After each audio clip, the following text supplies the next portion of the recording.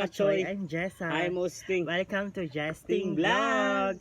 Ayan mga Kachoy, 40 days vlog mga Kachoy. Maglilipat tayo ng mga similya ng saging dito naman sa may bandang likod ng aming bahay. Ito po ay may mga nakatanim na po dito banda sa ating gilid sa may harap po ng pintuan ng ating bakod. Ayun po ay ililipat po natin dito sa may likuran ng ating bahay. So ang gagawin natin 40 days vlog, Hal. So maglilipat po tayo ng similya ng saging mga Kachoy. Dalawang similya yung ating nilipat sa bakod para hindi sila masyadong malagkit yung pagkakatanim nila mga Kachoy. So yun talaga ang ating gagawin ngayon is ililipat natin para kapag lumalaki na yun is tudong-tudo na yung pagbubunga nila mga Kachoy. So ayan mga Kachoy. So ano pang hinihintay nyo? Let's go!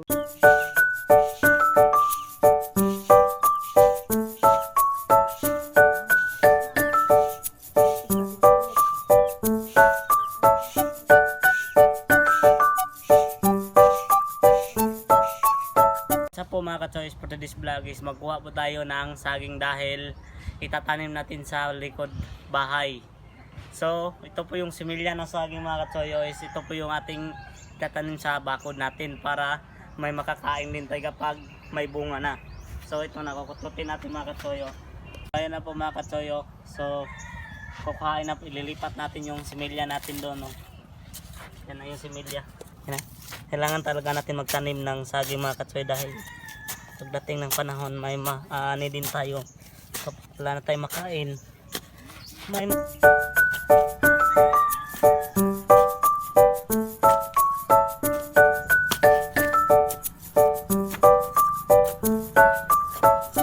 so kailangan talaga natin na maayos yung pagkuha natin sa similya, hindi natin maputulan ng ugat niya para mabuhay din siya ng mas madali.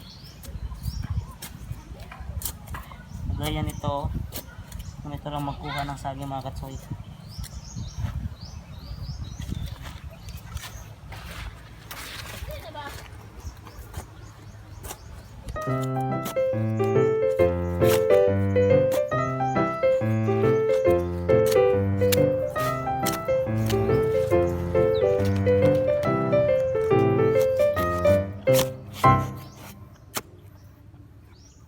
Ayan po mga Kachoy, nabunot na po natin yung saging na maliit. Kaya ko ito kinuha dahil nasimilya na siya, kailangan talaga siya nailipat para mabungahan na rin to. Yung isa naman, ilipat natin yung similya para malaki din. Kaya tayo na mga Kachoy, lilipat natin dun sa kabila. Ayan po mga Kachoy, so dito natin ilagay yung ating saging. Magtatanim din tayo ng mga palay mga Kachoy dahil ngayon hindi pa tayo nakatanim dahil manghahanap pa tayo ng mga similya kagaya ng okra, talong, sitaw at saka yung mga iba, yung kalabasa at saka yung mga ano pa mga Kachoy, yung mga ibang gulay na masarap talaga kakainin. Sari-sari mga Kachoy. So dito natin nilagay yung isang saging para mas maayos. So ayan na po yung saging. So dito tayo maglalagay. Iyan o. So ayan na po mga Kachoy. Dito natin yun tatanim yung saging para hindi naman masyadong mainit yung ating bakod. Kasi alam nyo naman ngayon mga Kachoy, yung panahon sobrang init. Kailangan din tayo na magpalandong.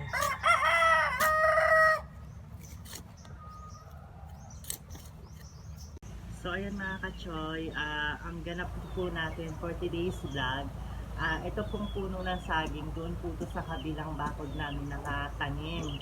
So ang ginawa po namin ngayon mga Kachoy, sabi ko kay Austin, bunutin namin doon at ilipat namin dito sa kabila kasi dito banda is wala po masyadong punong-puno kasi syempre medyo mainit din. Kaya pag lumaki din to mga Kachoy, medyo magiging malilim din dito sa ating bakuran dito sa may likod bahay natin. At magkakaroon din tayo dito ng mga tanim or magtatanim din po tayo dito ng mga gulay-gulay, mga okra or ang palaya, sari-sari. Abangan nyo rin po mga Kachoy ang ating mga kagalapan. So ngayon po, ito lang po muna yung papakita namin sa inyo at konti-konti po natin at magagawa na po natin dito yung ating mini garden. So ayun na po, naghukay na po si Austin at dito namin ibabaon ito.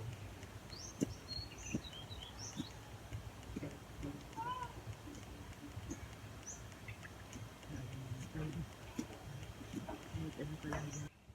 Pasok natin.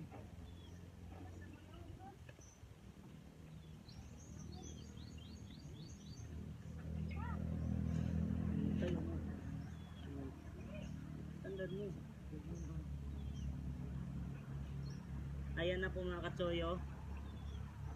Ayan na yung ating saging. Ayan. Para may makakain din tayo kapag may bunga na to. Taon na. So ayan na po mga katsoy. Ayan na po yung nalabasan niya. Saan pa yung yung isa? Ito naman bantahan yung isa dito din yung maliit din natin. Ayan na po mga katsoy. So dito po yung isa natin nilagay dahil para maging dalawa na po yung ating nilagay dito na saging mga katsoy, oh. So dito natin lagay yung isa.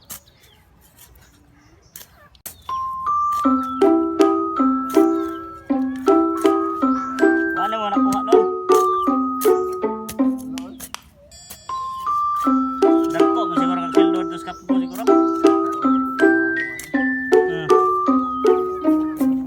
Gaya na dahil wala kaka. Ayun na po mga katsoys, nakuha na po natin yung bangag dito. Meron na yung i-ready na po natin to. Lagay na natin to mga katsoy, oh. Ito na po yung saging natin nilalagay.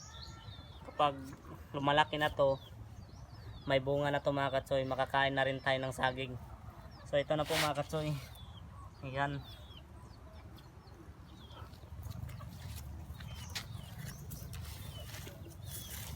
Ayan na po mga katsoy. Mabubuhay talaga to mga katsoy kapag hindi to mamatay. So ayan na po mga katsoy. So kaya po tayo ngayon nagtanim ng saging mga katsoy dahil pagdating ng araw na mga malaki na yung saging natin, may maaani din tayo na saging mga katsoy. So ito po yung natanom natin, oh. Ayan. So hindi masyadong malaki at ito rin maliit-liit din tayo sa kabila mga katsoy sa gitna.